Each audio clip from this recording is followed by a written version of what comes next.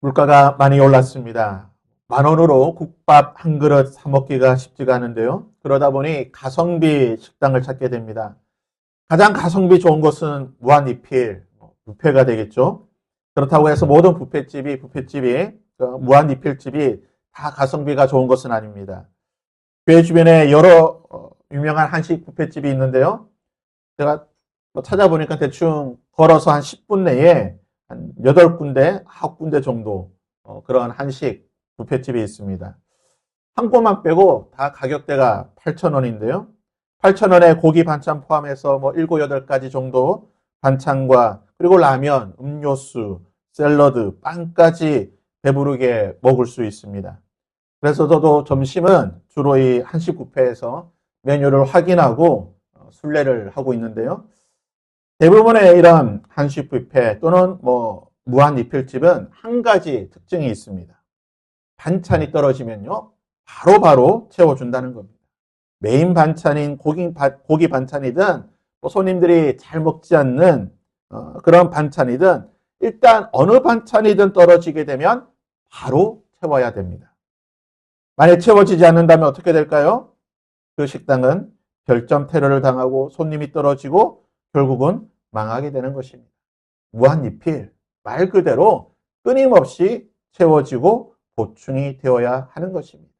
주인에게는 그럴 의무가 있는 것입니다. 마태, 마가, 누가, 요한. 우리는 이것을 사복음서라고 부릅니다. 사복음서는 각각의 관점과 관심에 따라서 예수님의 사역과 가르치심을 선별하여서 기록하고 있습니다. 예수님께서 세례를 받으시고 공생애를 시작하신 사건, 그리고 예수님께서 예루살렘 성전에서 그 예루살렘 성전을 정화하신 사건, 그리고 곧 우리가 지킬 예수님의 고난과 십자가의 죽으심, 그리고 부활. 이것은 사복음서 전부에 기록이 되어 있습니다. 하지만 이것 말고 사복음서 모두에 기록되어 있는 유일한 기적이 있습니다. 예수님께서는 3년 공생의 기간 동안 많은 기적과 이적, 표적을 행하셨습니다. 요한복음 1장 25절에는 예수께서 행하신 일이 이 외에도 많이 있지만 만일 낱낱이 기록하게 된다면 이 세상에라도 이 기록한 책을 두기에 부족할 줄 아노라. 예수님의 모든 기적과 가르침을 다 기록할 수 없기 때문에 성령의 감동으로 복음서를 기록한 저자들은 각자의 감동에 따라서 자기의 편지를 받을 그 대상들에게 유익한 것을 선별하여서 기록했다라고 볼 수가 있는 것입니다. 하지만 단 한 가지 사건, 우리가 오병이어라고 부르는 기적은 모든 복음서에 다 기록이 되어 있습니다. 그리고 복음서마다 이 오병이어는 조금씩 미묘한 차이점을 두고 기록하고 있는데요. 그래서 우리가 복음서를 다룰 때마다 이 오병이어의 기적이 복음서마다 어떻게 다른지, 어떤 관점에서 우리가 이 오병이어를 이해해야 되는지, 마가복음의 관점, 그리고 요한복음, 누가복음의 관점에서 이해해야 되는지를 우리가 살펴보고자 합니다. 계속해서 우리가 마태복음을 살펴보고 있는데요. 마태복음은 유대인들을 대상으로 한 복음서입니다. 그러다 보니 예수님의 메시아 되심, 왕권, 왕되심을 강조하고 있습니다. 그리고 하나님 나라에 대해서 많은 관심이 있습니다. 하나님 나라에서 하나님의 백성들은 어떤 하나님의 통치를 받고 하나님의 나라를 구성하고 있는가? 이것이 마태복음의 주된 관심사라는 것입니다. 오병이어의 기적.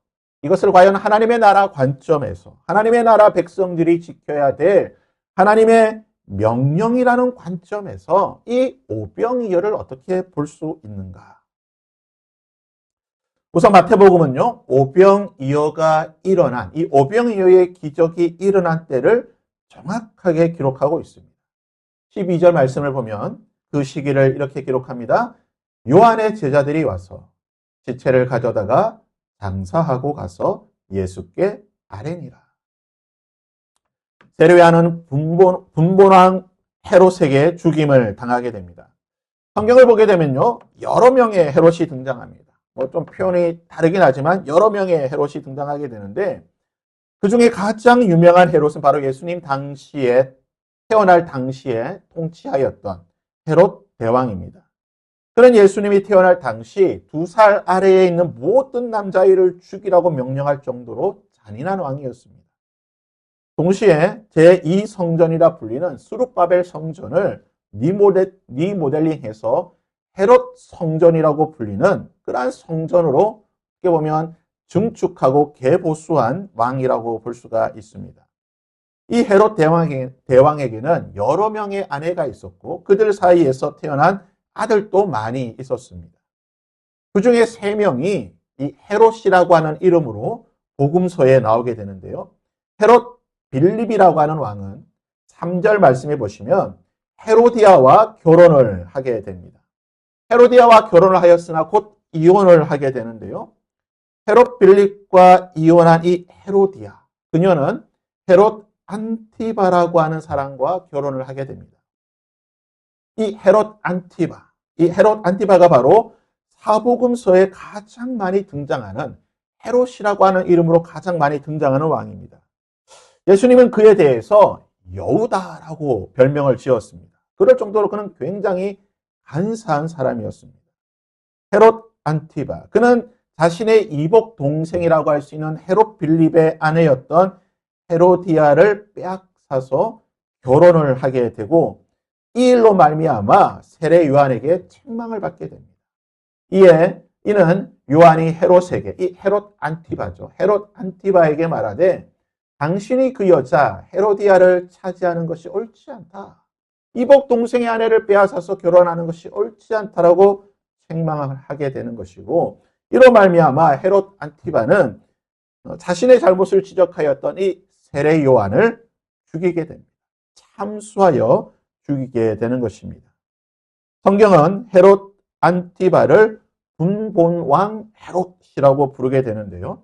이 분본왕이라고 하는 것은 유대 지역을 크게 4지역으로 나누어서 4분의 1씩 통치하던 왕. 그래서 이제 분본왕, 4분의 1을 다스리는 왕이라는 뜻으로 칭하게 되는 것입니다. 헤롯 안티바가 다스렸던 지역이 어딘가? 누가복음 3장 1절을 보면 각 왕들이 다스리던 지역을 이렇게 기록을 합니다. 디베레오 황제가 통치한 지, 그러니까 로마의 디베레오 황제가 통치한 지 15해, 곧 본디오 빌라도는 유대 총독으로, 헤롯 안티바는 갈릴리 분본왕으로, 그 동생 헤롯 빌립은 이두레와 드라고닉 지방의 분본왕으로, 그리고 루사니아가 아빌레네의 분본왕으로. 그래서 헤롯 안티바는 예수님께서 주로 활동하셨던 갈릴리와 베레아 지역의 분본왕으로 있었습니다.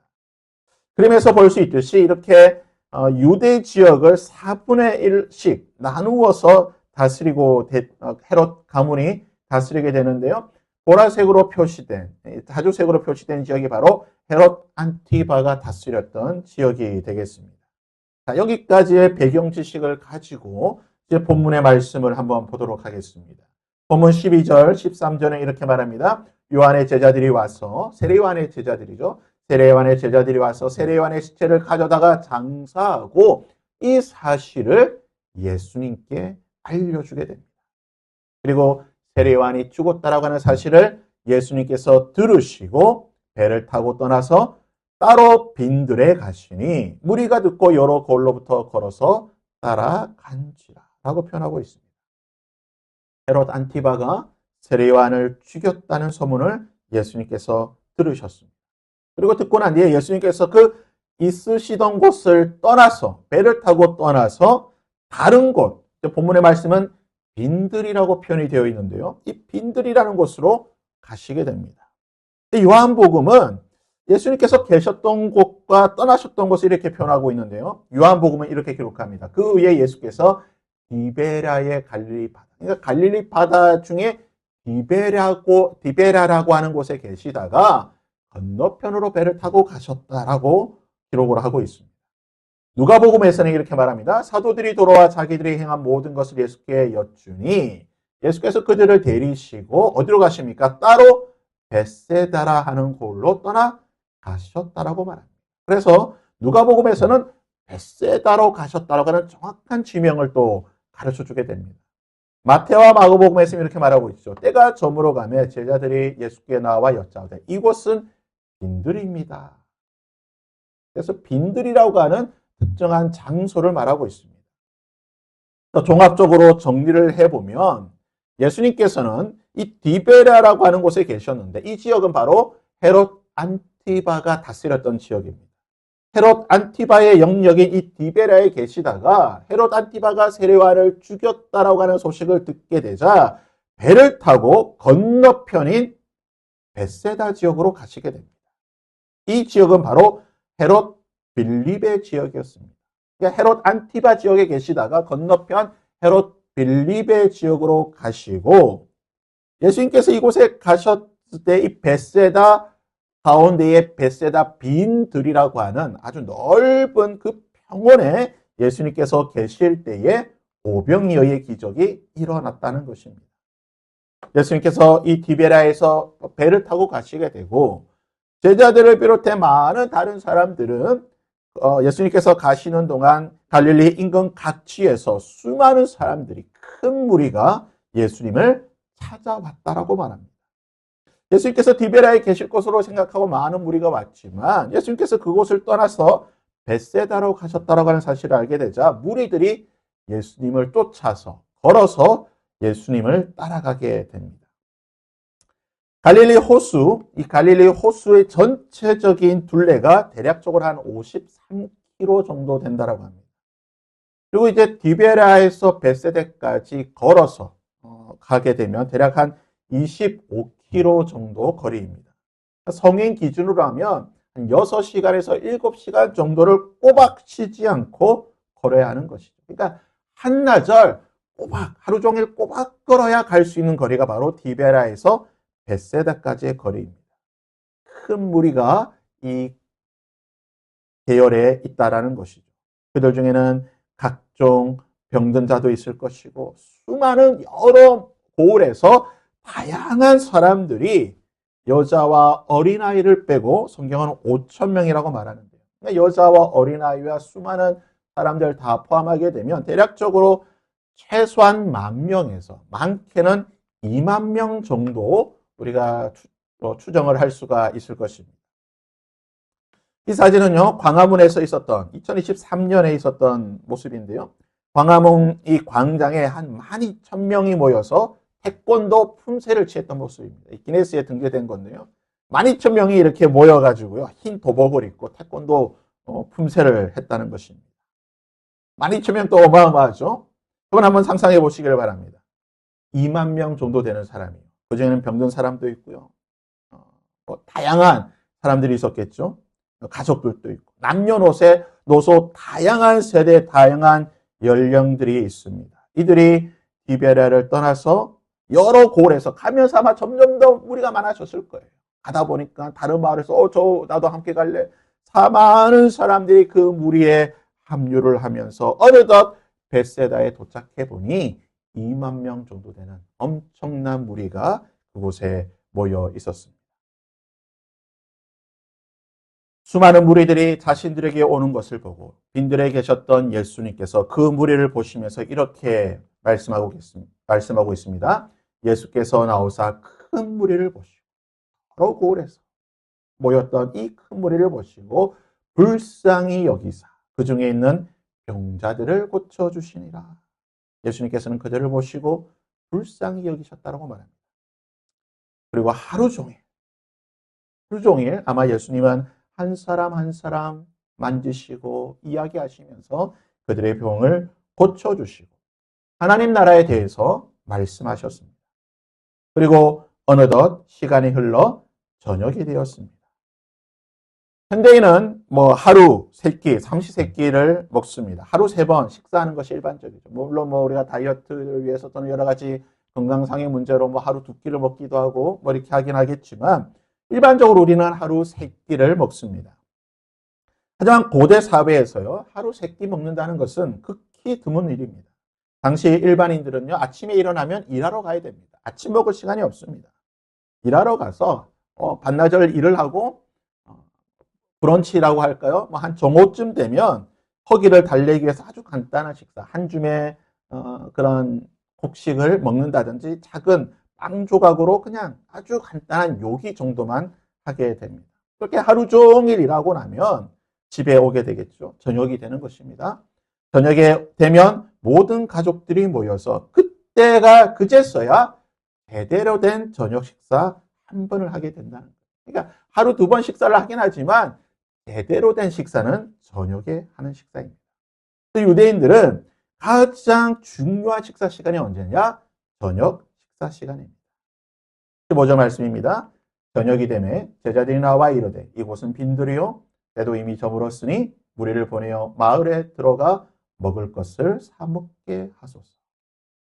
아침부터 전날부터 예수님을 찾아온 그 무리들이 평소처럼 아침 점심은 그냥 건너뛰고 그냥 지냈겠죠. 예수님의 말씀을 듣고 예수님의 기적을 보면서 아마 그렇게 하루를 보냈을 것입니다. 하지만 이제 저녁이 되었는데 상황이 다르죠.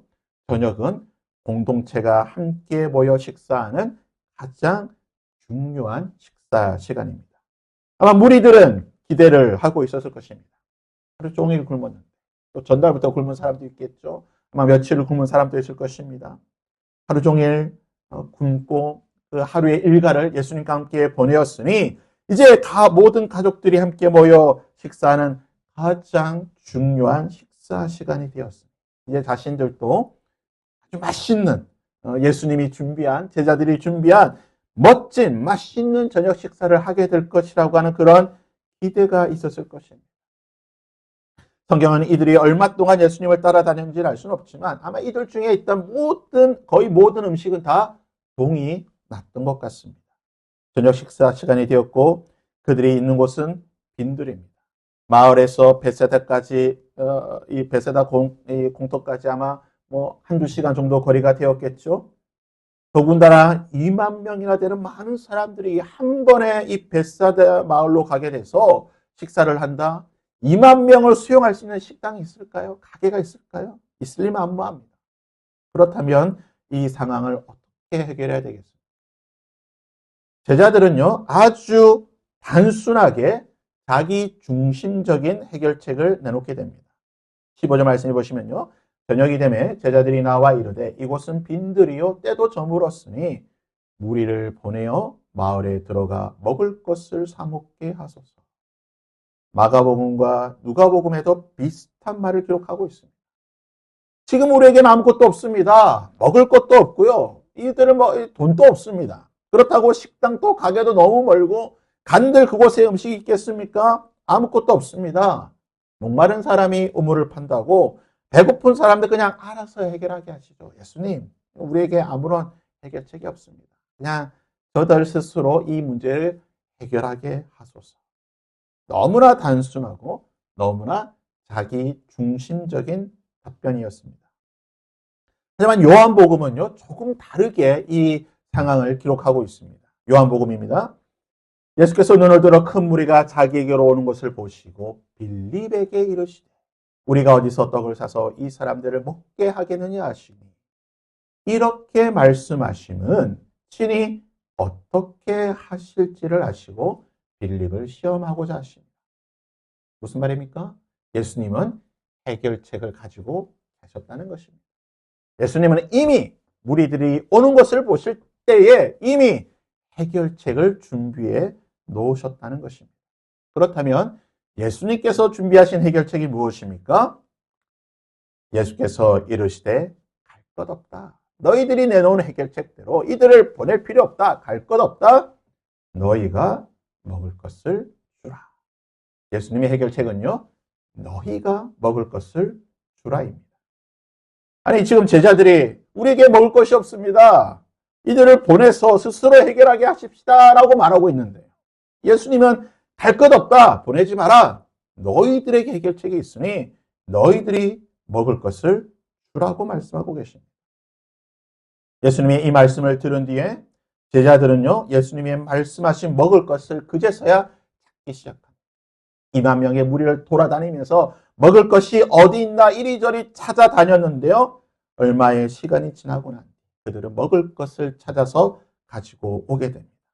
제자들이 이르되 여기 우리가 찾았는데 여기 우리에게 있는 것은 우리가 찾아낸 것은 떡 5개와 물고기 2마리뿐입니다. 요한복음은요 좀 더 구체적으로 설명하고 있습니다.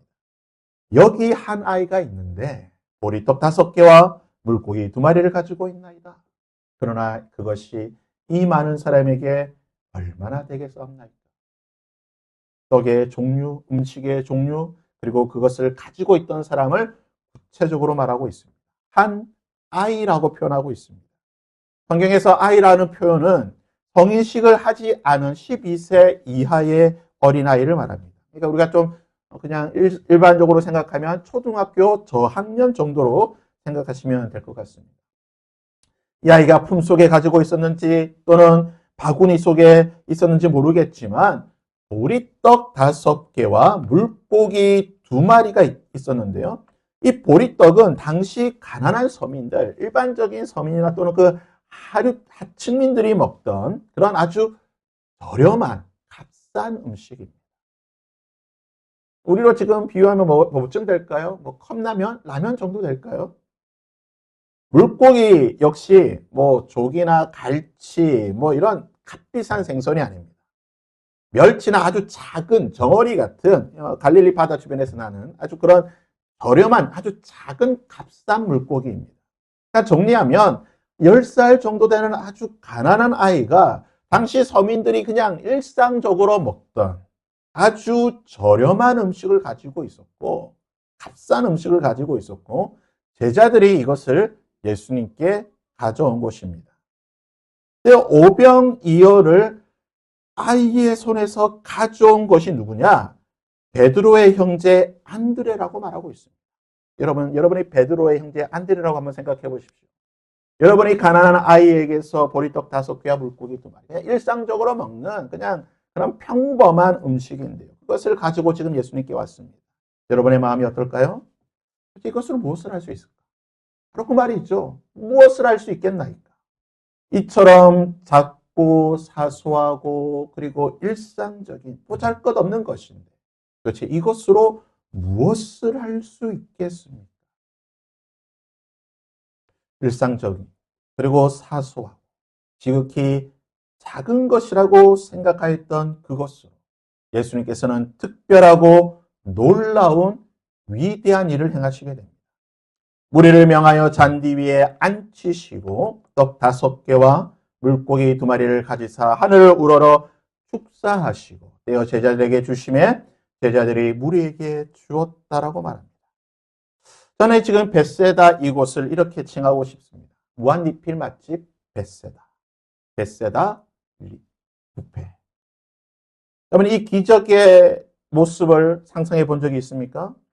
예수님께서 제자들을 잔디 위에 앉히셨다라고 말합니다. 그러니까 우리는 그냥 밥 먹기 위해 앉아있는 우리 그런 모습을 상상하기 쉬운데요. 헬라어 원어로 보시게 되면 그냥 앉아있는 게 아니에요. 유대인들이 평소 저녁 식사하듯이 또는 예수님께서 새우의 만찬의 식사를 하시던 모습, 잔치집에 초대되어서 식사할 때 그 모습, 비스듬히 기대어 누워있는 모습입니다. 그러니까 지금 예수님은 사람들을 앉힐 때 그냥 앉으라는 게 아니에요. 만찬의 모습, 그 자리의 모습으로 앉으라고 명령하십니다. 예수님께서 안드레의 손에서 오병이어를 받으셨습니다. 그런데요, 이 보리떡 5개와 물고기 2마리를 가졌다라고 말하고 있는데 이것은 그냥 안드레의 손에서 그냥 획 빼앗은 게 아닙니다. 뭐 이런 걸 가져왔어. 뭐 성의 없이 그냥 낚아챈 그런 모습을 말하는 게 아닙니다. 헬라어 원어의 뜻은요, 예수님께서 정성스럽게 두 손으로 받으셨다라는 말씀입니다. 귀한 선물을 받듯이 안드레의 손에 들려있던 그 보잘것없는 그 평범한 것을 마치 귀한 선물을 받듯 두 손으로 받으셨다라는 의미를 가지고 있습니다.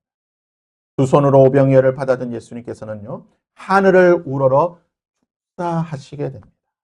우리 이제 축사하셨다고 하니까 마치 예수님께서 보리떡 5개 물고기 2마리를 손에 드시고 마치 주문을 외우시고 마법을 행하는 장면으로 생각하기 쉬운데요. 여기서 축사하셨다는 것은 무슨 주문을 외웠다, 마술을 부렸다는 뜻이 아닙니다.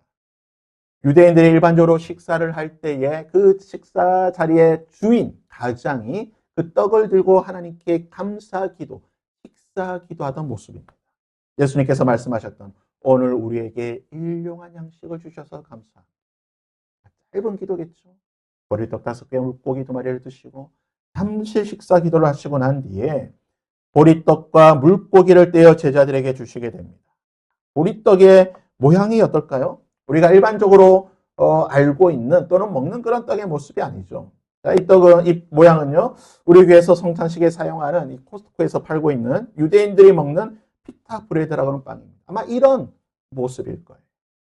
원어로는 예수님께서 이런 빵을 반으로 찢으셔서 제자들에게 나누어 주셨다라는 의미를 가지고 있습니다. 한번 상상을 해보겠습니다. 예수님께서 12제자를 일렬로 아마 세우셨을 것입니다. 제자들 뒤로는요, 2만 명이 되는 사람이 식사를 하기 위해 비스듬히 누워서 과연 무엇을 하나, 우리에게 무엇을 나눠주는가라는 그런 기대감을 가지고 바라보고 있었을 것입니다. 예수님께서 가장 가까이 있는 베드로에게 가셨습니다. 예수님 손에 들려있던 그 오병이어를 찢으시고 나누어 주십니다. 그러면 제자들, 베드로를 비롯해 12제자가 무슨 생각을 하고 있었을까요? 가장 뒷줄에 있던, 가장 맨 마지막에 있던, 누구인지는 모르겠지만 마태라고 한번 상상해 볼까요? 맨 마지막에 있던 마태는 무슨 생각을 하고 있을까요? 나에게 오기 전에 다 없어지겠는데? 반씩 나눠도 10개면 끝인데 나한테 오기 전에 오지도 않겠는데? 이런 생각을 하지 않았을까요? 그런데요, 예수님께서 손으로 오병이어를 찢으시고 반으로 가르시고 제자들에게 하나씩 주시는데요, 다시 예수님 손에 그대로 채워지는 것입니다.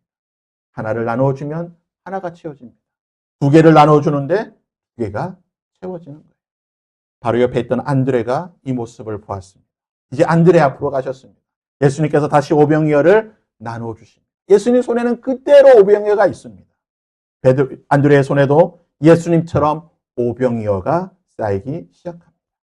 또다시 예수님은 옆자리에 요한에게로 가셨습니다. 요한이 보는데요, 앞에 2사람 손에 그대로 오병이어가 있는데 예수님 손에도 똑같은 오병이어가 그대로 있습니다. 그리고 자신의 손에도 오병이어가 쌓이기 시작합니다. 이렇게 12명의 손에 예수님은 오병이어를 전부 채워주셨습니다. 그리고 예수님께서 말씀하십니다. 이제 너희들 차례다. 내가 한 것처럼 너희도 가서 나누어 주어라. 그리고 제자들은요, 비스듬히 누워있는 무리들 사이들을 지나다니며 그들 손에 있던 오병이어를 찢으면서 나누어 줍니다. 나누어 주는데요, 예수님이 했던 것처럼 나누어 주는데 예수님이 보여주셨던 그 기적이 자신들 손에 그대로 일어나는 것입니다. 나누어 주는데 다시 채워지고 나누어 주는데 다시 채워지고 끊임없이 채워지는 이 기적을 경험하게 된 것입니다. 성경은 이 모습을 이렇게 기록합니다. 다 배불리 먹고, 마가복음에도요, 다 배불리 먹고, 누가복음 먹고 다 배불렀더라. 요한복음에는요, 그들이 원하는 대로 주었다. 원하는 대로, 먹고 싶은 대로 주었는데, 말 그대로 무한 리필로 주었는데 제자들의 손에는 그대로 채워졌다는 거죠. 무리들이 원하는 대로, 먹고 싶은 대로 나누어 주었지만 제자들, 12제자들의 손에는 그 모습 그대로, 오병이어가 그대로 채워져 있었다는 것입니다.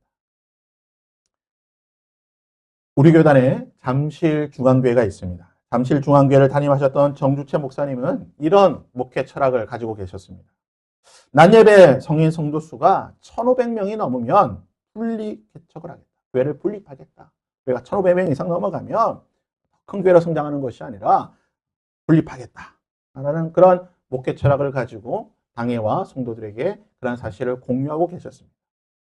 그리고 1,500명이 넘게 되자 2000년에 서울 잠실에서 경기도 용인 구성에 어린이를 포함한 402명의 성도와 함께 그의 말씀대로 분립 개척을 하게 됩니다. 그리고 향상교회를 세우셨습니다. 이 향상교회는 2011년 흥덕향상교회, 2019년 드림향상교회, 2025년 더 향상교회로 계속해서 분립 개척을 시켰습니다. 항상 교회는요, 교회가 성장하면 200명에서 400명 정도씩 이렇게 분리 개척을 하였는데요. 향상교회 담임 목사인 김석홍 목사는요, 이런 간증을 하였습니다. 우리 교회가 3번에 걸쳐서 수십억의 재정과 수백 명의 인원을 분립 개척하였지만 하나님께서는 놀랍게도 이 모든 것을 다시 똑같이 채워주셨습니다. 우리가 200명을 분립 개척시켰는데 하나님께서 또다시 200명으로 채워주시고 400명을 분립 개척하고 수십억을 보냈는데 하나님은 똑같이 수십억과 그 인원을 그대로 채워주셨습니다. 회복되면 다시 보내고 또 리필해 주시면 또다시 회복되고 또다시 개척. 이것을 3번째 하였습니다. 사랑하는 성도 여러분, 하나님의 나라 통치 원리는요, 나눔과 채움입니다.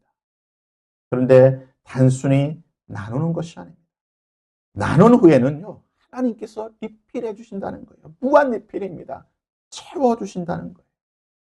아이가 자신의 바구니에 있던 오병이어를 예수님 손에 드렸을 때에 예수님께서는 이것을 제자들에게 나누어 주실 때마다 예수님의 손에서는 이것이 리필이 되었습니다.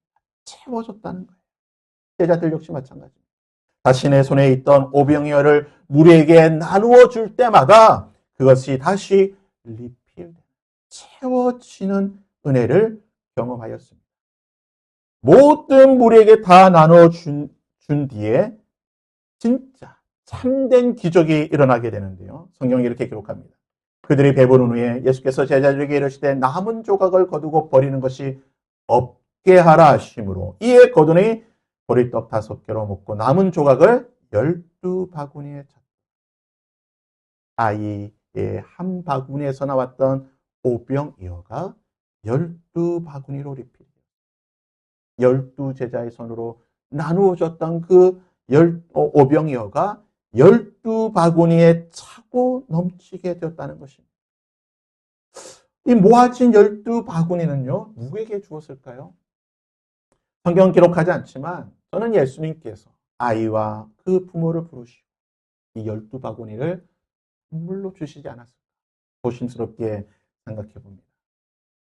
나눔은 결코 크거나 거창한 것이 아닙니다.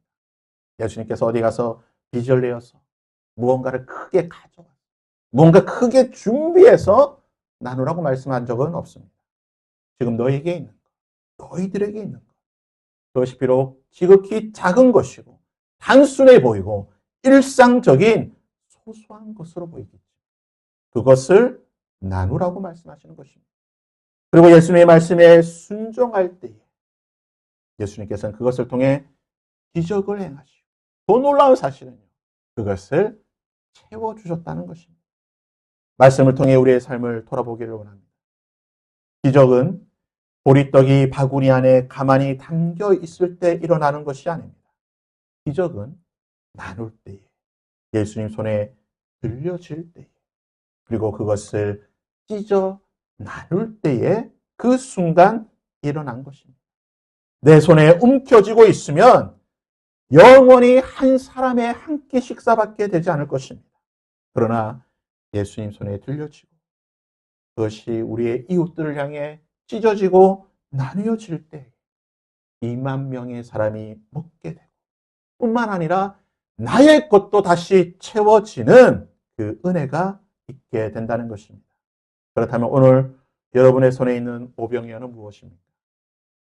대단한 물건, 많은 금액, 엄청난 능력이 아니라는 것입니다.